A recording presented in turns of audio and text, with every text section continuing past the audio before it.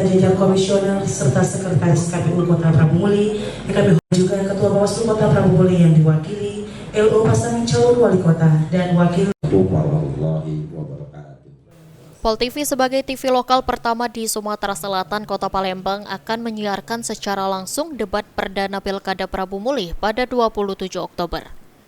Berbagai persiapan terus dilakukan KPU Kota Prabu Muli yang akan dilaksanakan di Ballroom Hotel South Sumatra Kota Prabu Muli pada 27 Oktober nanti. Ketua KPU Kota Prabu Muli, Marta Dinata, mengatakan untuk masyarakat Kota Prabu Muli bisa menyaksikan secara langsung debat paslon Pilkada Wali Kota dan Wakil Wali Kota Prabu Muli dengan menyaksikan di live media sosial KPU Kota Prabu Muli dan disiarkan secara langsung di stasiun televisi PAL TV.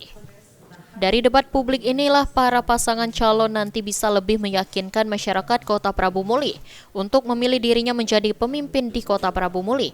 Dan masyarakat Kota Prabu Muli juga bisa menilai langsung para pasangan calon yang mana yang akan mereka pilih sebagai pemimpin di Kota Prabu Muli nantinya.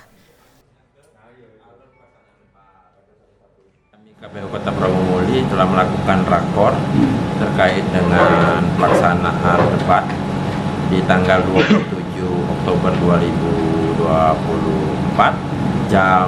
pada pukul 19.00. Kalau persiapan, kalau dipresentasikan udah berapa persen untuk prosesnya ini? Untuk seluruh persiapan, alhamdulillah kita sudah sangat berjalan. Sekarang ini tinggal lagi pada saat besok pelaksanaan kita akan melakukan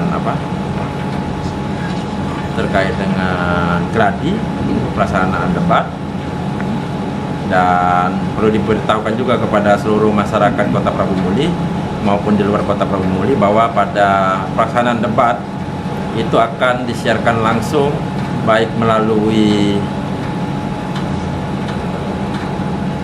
YouTube KPU Kota Prabu Muli dan melalui lembaga penyiaran yaitu PAL TV.